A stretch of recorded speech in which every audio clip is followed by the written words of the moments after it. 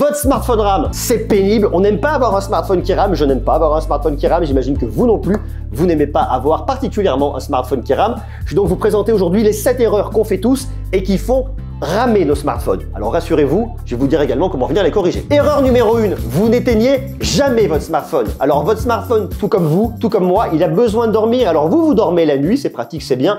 Vos 7-8 heures de sommeil, tout va bien. Sauf que votre smartphone, la nuit, il dort pas, il est à côté de vous, il fait pas grand chose, mais il est quand même là. Il a besoin de temps en temps d'être éteint et d'être redémarré. Je sais pas si ça vous est déjà arrivé des fois de rencontrer un bug où on se dit mais je comprends pas, il y a un truc qui marche pas, j'ai beau venir faire différentes manipulations, rien n'y fait. Eh bien qu'est-ce qui se passe? Tout simplement votre smartphone il a besoin d'être remis à zéro, pas réinitialisé d'un point de vue logiciel, mais juste d'être éteint. Éteint, on le laisse un petit peu tranquille et on le rallume. Alors pas trop longtemps, hein, quelques secondes, 15-20 secondes, 30 secondes, et vous le rallumez. Ça lui permettra de remettre ses circuits à zéro et de repartir sur bonne base. Ça c'est extrêmement important, donc pensez-y de temps en temps, peut-être, allez, on va dire une fois par semaine.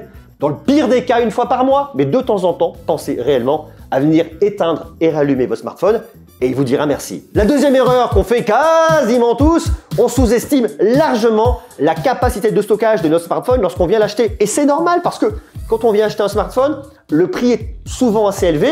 Et plus on monte en capacité de stockage et plus c'est cher. Alors on trouve aujourd'hui un peu moins de stockage en 64 Go, bien qu'il y en ait encore quelques-uns. 32 Go non, mais vous pourrez le retrouver en reconditionné. Si vous avez du 32 Go, probablement que vous galérez.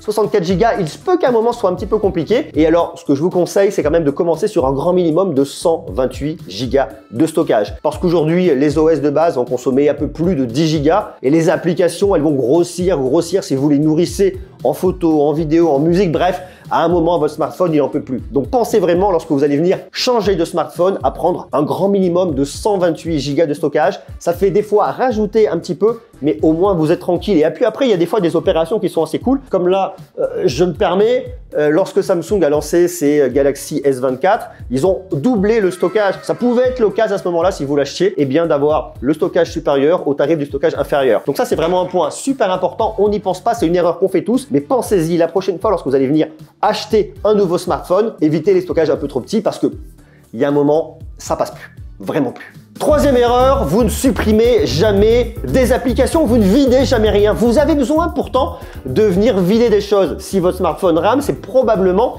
qu'il a trop d'infos à l'intérieur et qu'il n'a plus assez d'espace libre pour pouvoir venir travailler tranquillement. Il faut venir supprimer des choses. Alors regardez, ce que je vous conseille, c'est d'aller notamment sur Android dans votre liste d'applications et regardez les applications que vous n'utilisez jamais et supprimez-les tout simplement.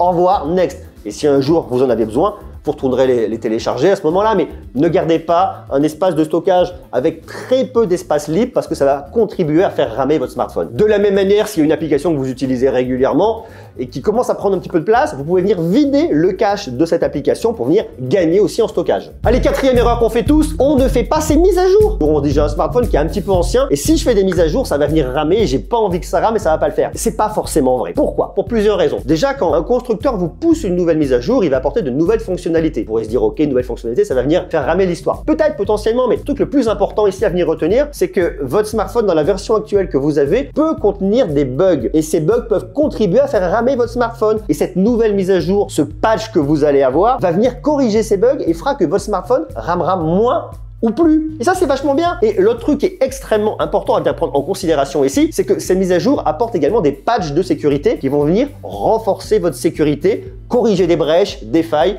que des pirates utiliseraient potentiellement pour venir récupérer des infos sur vous. Et ça, on le veut pas. Donc, pensez réellement à venir mettre à jour votre OS quand on vous le propose. Au-delà, une fois de plus, des nouvelles fonctionnalités et on se dit ça va ramer, ça apporte énormément de bénéfices derrière. Et ça, c'est une fois de plus aussi très important. Cinquième erreur, vous manquez de place et vous conservez toutes vos photos, toutes vos vidéos. Alors, je vous comprends parce que c'est vrai que si vous allez à l'anniversaire du petit-neveu, du frère, de la sœur, de la maman, de la tata, de l'oncle, du papa, de qui vous voulez, eh bien, on fait énormément de vidéos, de photos parce qu'on veut immortaliser des souvenirs. Et c'est normal. Sauf qu'arrive un moment où on a un problème. On n'a plus d'espace dans son smartphone. Et vous avez des tonnes d'images, des tonnes de souvenirs. Et pour un peu, vous passez des captures d'écran. Tiens, je vais garder ça, je vais garder ça, je vais garder ça. Eh bien, ça marche pas. Ça ne va pas. Donc, ce qu'il faut faire, c'est régulièrement, pourquoi pas une fois par semaine, vous vous posez et vous regardez, ok, j'ai filmé ça, j'ai shooté ça, tout ça, je vais le garder, ça c'est intéressant, vous non pas comment. Et vous supprimez des choses que vous ne regarderez plus ou qui sont pas dignes d'intérêt. Comme ça, vous ne conservez que l'essentiel et c'est très très cool. Et alors, après, je me permets, petite parenthèse en plus, ne stockez jamais uniquement dans dans votre smartphone, pensez à prendre, pourquoi pas sur Google, vous avez quand même beaucoup de stockage offert avant de devoir passer à une version payante. Mais dites-vous bien un truc, c'est que si votre smartphone commence à ramer, peut-être qu'il arrive tout doucement en fin de vie. Et si vous n'avez pas sauvegardé vos photos, vos vidéos, et bien lorsque votre smartphone rendra l'âme, tout sera perdu. Et ça, c'est quand même vachement la loose. Le mieux, pourquoi pas, c'est d'investir sur un petit NAS à la maison. Comme ça, vous sauvegardez tout à la maison, pas dans un disque dur de base. Vous m'évitez les trucs comme ça, c'est bien, c'est pratique, mais ça, si ça meurt, vous perdez tout de la même manière. Un NAS, vous avez plusieurs disques, sauvegarde un peu partout, vous êtes tranquille. Donc, voyez, sinon, dans le cloud, il y a plein de solutions. Et ça, une fois de plus, pour sécuriser vos souvenirs, qui sont très précieux, c'est vraiment important. Sixième erreur, lorsqu'on utilise son smartphone, on veut pouvoir l'utiliser à fond et utiliser toutes les fonctionnalités. On colle des live wallpapers jolis, on met des widgets, en veux-tu, en voilà, et c'est vrai que c'est chouette. Sauf que la réalité des faits, c'est quoi? Ces live wallpapers, ces widgets vont contribuer à faire ramer votre smartphone lorsqu'il commence déjà à souffrir un petit peu. Eh bien, vous les désactivez, vous les enlevez, vous mettez une photo de fond d'écran de votre chat, ça ira très bien. Vous n'avez pas de chat de votre chien ou de qui vous voulez, ça ira très bien. Pensez également à venir supprimer les widgets parce que les widgets, c'est le petit bout d'application que vous allez avoir. L'idée, c'est de gratter petit peu par petit peu. Ah, j'ai perdu ma lumière, il veut plus en faire, pas grave. L'idée, c'est qu'en grattant petit peu par petit peu, on vient faire déramer son smartphone, si on peut dire ça comme ça, et de gagner un peu plus en efficacité. Donc vous me supprimez ça, live wallpaper, tout ce qui fait ramer, vous me dégagez tout ça. Tout ça.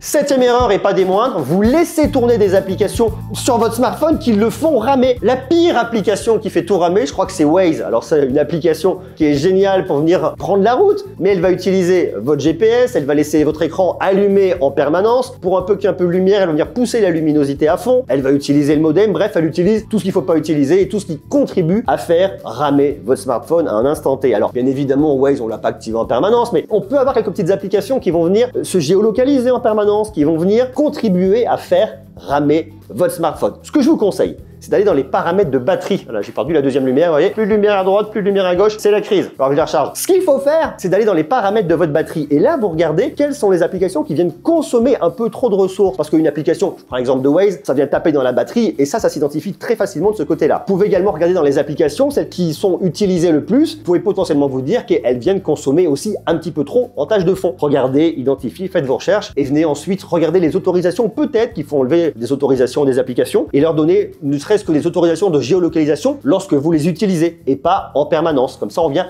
gagner un petit peu. Je vous dis, petit bout par petit bout, on vient faire déramer son smartphone. Allez, je vous donne maintenant quelques astuces en plus pour venir optimiser son smartphone et faire qu'il ne rame plus trop, beaucoup moins. La première chose, c'est d'aller dans les paramètres de maintenance de votre appareil. Vous allez voir que les paramètres de maintenance regorgent d'informations extrêmement intéressantes sur votre smartphone. Est-ce que tout va bien? Est-ce qu'il y a des problèmes à droite, à gauche? Il va vous les dire. Regardez, faites un petit coup de nettoyage rapide, ça mange pas de pain et c'est quand même vachement pratique. Autre astuce, venez installer une application pour venir nettoyer votre smartphone. Ça vous aidera peut-être à identifier certains points bloquants, certains problèmes. Alors là, sur iPhone, j'ai tapé par exemple Cleaner.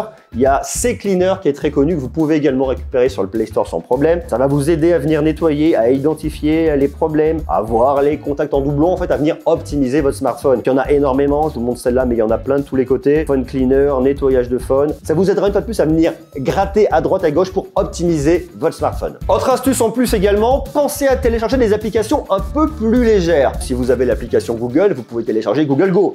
Google Go, là je vous le montre sur le Play Store, c'est une application qui n'est pas trop lourde. Elle permet d'économiser jusqu'à 40% de données. Elle est un peu plus light. Avec une taille de 12 mégas, l'application se télécharge rapidement et occupe peu d'espace sur votre téléphone. Il y a bien évidemment Google Go, il y a YouTube Go, il y a Gmail Go. Vous allez avoir du Messenger Lite, du Facebook Lite. Bref, il y a quelques applications Lite et Go qui vous permettront une fois de plus de réduire le poids de vos applications. Pas de toutes, certes, mais de quelques-unes. Et tout ce qui est pris est bon à prendre. Autre astuce, sur Android, on peut venir jouer sur les animations, sur les ouvertures d'applications, si bien qu'on aura la sensation que ça rame un petit peu moins. Ce qu'il faut faire, c'est venir activer le mode de développeur, le mode de développement. Vous trouverez facilement sur Internet comment venir activer le mode développeur, c'est pas très compliqué. Une fois que vous l'avez là, le mode de développement, eh bien vous descendez, vous allez chercher un peu plus bas, regardez, vous allez voir, échelle d'animation des fenêtres, échelle d'animation des transitions, échelle, durée d'animation. Là, vous êtes sur x1, vous pouvez désactiver les animations et vous allez voir qu'en ouvrant une application, vous avez l'impression que ça rame. En ayant fait ça, ça ne rame plus. C'est pratique, c'est magique. Pas non plus parfait, c'est quand même pas mal. Et si les problèmes persistent, si ça rame, si une fois que vous avez fait tout ce que je vous ai dit que ça continue à ramer, refaites une configuration d'origine. Alors attention, pensez vraiment à venir sauvegarder ce qui doit être sauvegardé, vos messages,